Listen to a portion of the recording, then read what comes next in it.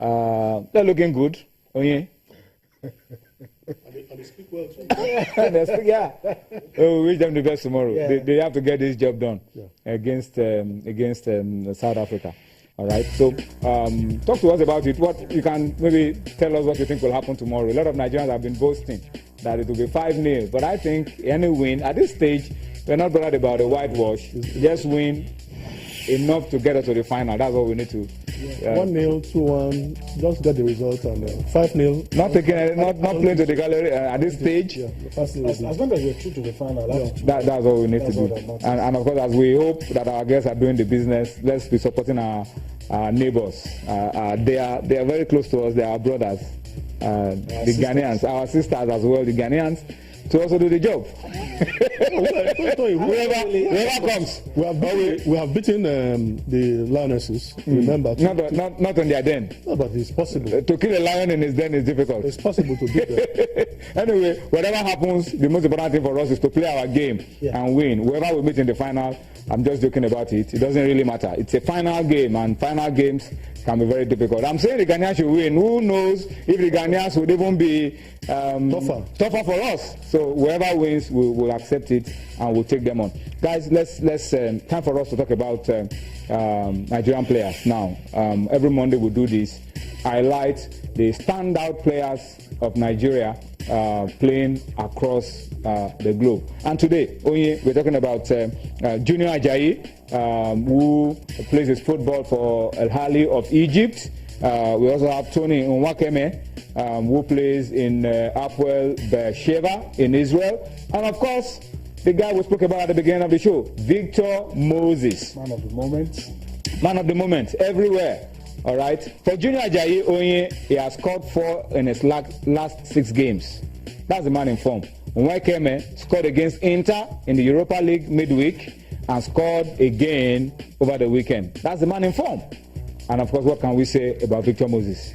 Yeah, I mean, Junior Ajayi, 2 seasons ago, he was at Shooting Stars, played for the Olympic team, and signed for Al Ahly from Sfaxien of Tunisia. $2 million, not huge transfer figure. Can you imagine? And he, when you are signed for such an amount, you are put under pressure. Sometimes it pays off, sometimes it doesn't. But this player has justified the huge amount that Al Ahly splashed on him. It was a gamble. And last week he says he wants to play so well for Al Ahly that he finds his way into the Super Eagles team. I mean, that's the motivation for him. That's the motivation, and he can do it. We have had several players that have achieved that feat. Julius Ahawa, I remember, from Esperance of Tunisia, playing for the national team. A lot of players have done it from the North African League. So why not Junior Ajayi? If he keeps on playing like this and scoring goals like this, I mean, the coaches could consider him. Then Nwakeme, I mean, is a unique kind of striker. Absolutely. Big, strong, very rugged. He looks like a beast. And he's scoring. And at the Europa League last week, he scored against Inter Milan. They came from 2 goals down to beat Inter 3-2. Beat Inter 3-2. They accounted for Inter's ousted.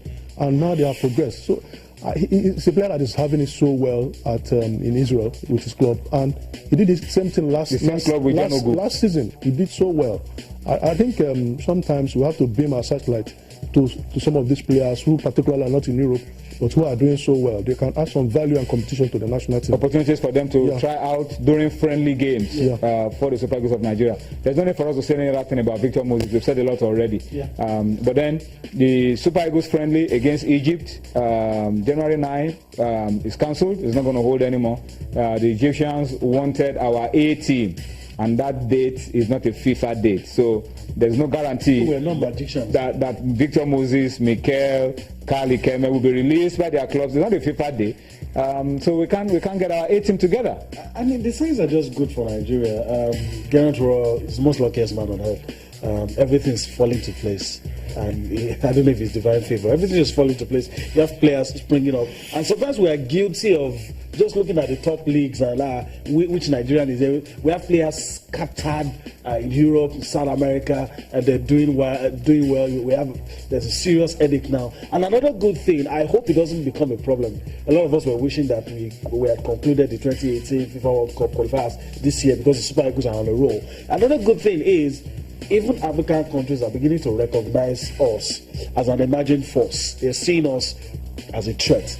And I'm very sure Egypt, Cote d'Ivoire, Ghana, and all of them, they're probably happy that at this moment we are not in there. Because of the way things are going for us. I just hope we're going to be able to keep. Salami Sadiq says the move by Wilfred is a step in the right direction. I hope FIFA allows him.